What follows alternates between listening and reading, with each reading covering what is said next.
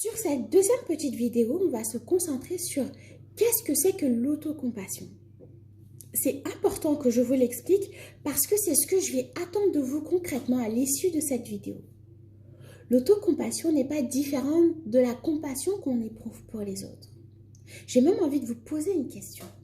Est-ce que vous saviez que selon son étymologie latine, ce terme signifie littéralement « souffrir avec ». Qu'est-ce que cela vous inspire? Souffrir avec. Souffrir avec. Éprouver de la compassion pour les autres comme pour soi nécessite d'abord de reconnaître qu'une forme de souffrance existe bien, puis de développer une empathie pour cette souffrance et enfin d'avoir le désir d'aider la personne qui souffre, notamment vous, parce que vous êtes l'élément le plus important de votre vie. Si l'un de vos proches vous exprime sa douleur, vous allez sans doute lui offrir une oreille bienveillante, de la tendresse, de la gentillesse. Pourquoi ne pas vous offrir les mêmes attentions lorsque vous traversez une phase compliquée de votre vie? Pourquoi ne pas prendre quelques instants pour reconnaître votre propre douleur? Au lieu de laisser votre petite voix négative et méchante faire l'inventaire de tout ce qui ne va pas chez vous. Se demander tout simplement ce que vous pourriez faire pour vous et vous faire du bien.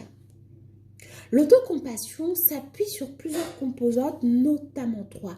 La bienveillance envers vous-même, être compréhensible envers soi dans les moments douloureux, reconnaître que nous sommes des êtres imparfaits et que l'échec, les obstacles, la tristesse font partie intégrante de la vie.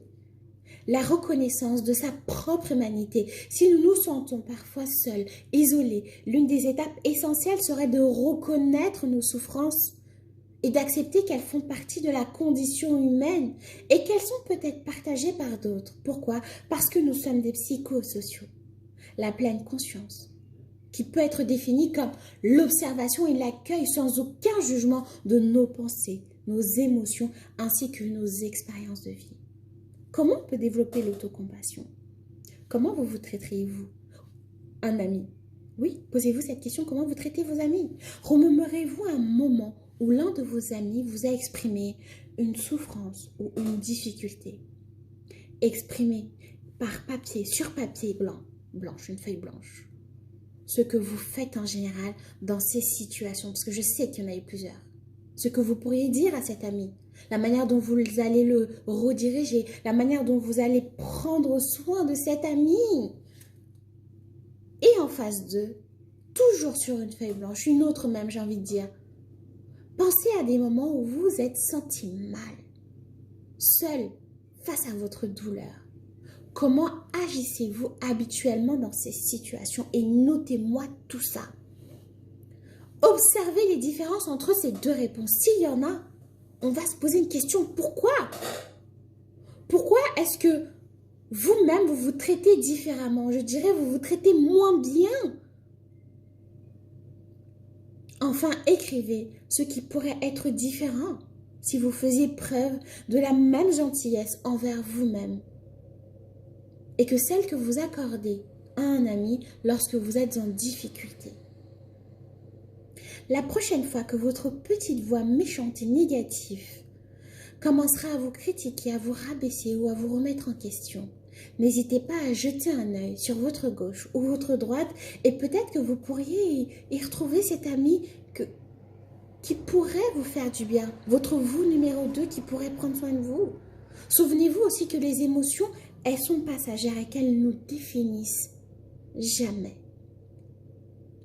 Qu'est-ce que ça signifie être moins dur avec soi-même? C'est une question qui revient très souvent, je dirais même trop souvent en consultation. Et c'est une question qui me fait très mal, elle me fait beaucoup de peine cette question. Être moins dur avec soi-même, c'est se laisser le temps de croître, de faire ce que l'on aime, d'éliminer les grosses doses de culpabilité et d'angoisse. Être moins dur avec soi-même, c'est aussi accepter d'aller plus lentement que d'autres, de s'arrêter pour voir aussi parfois ses progrès plutôt que de se frustrer, car rien ne va vite, rien ne va comme on l'a prévu. Ça passe aussi par s'accorder tout simplement ce temps de repos qui peut être nécessaire à votre bien-être. Aimez-vous et apprenez à être plus tendre avec vous-même pour ne plus souffrir pour des choses qui ne vous méritent pas. Félicitez-vous parfois, encouragez-vous et soyez gentil avec vous-même tout simplement. Gentil et bienveillant. J'ai envie de relever l'amour de soi. Quand on est trop dur envers soi-même, on a tendance à penser que tout ce qui arrive est de notre faute ou que l'on ne fait jamais assez bien les choses. Je vous l'ai dit plus tôt. Arrêtez de vous rabaisser sans cesse. Arrêtez de vous remettre en question pour tout le monde et pour toute cause. Arrêtez. Vous ne devez pas vous écraser et penser que vous êtes responsable de tout ce qui ne va pas, ou même dans vos relations amoureuses, ou tout simplement face à vos collègues, face à des collègues toxiques, par exemple. Aimez-vous. N'arrêtez jamais de vous aimer et de remarquer vos qualités ainsi que vos victoires.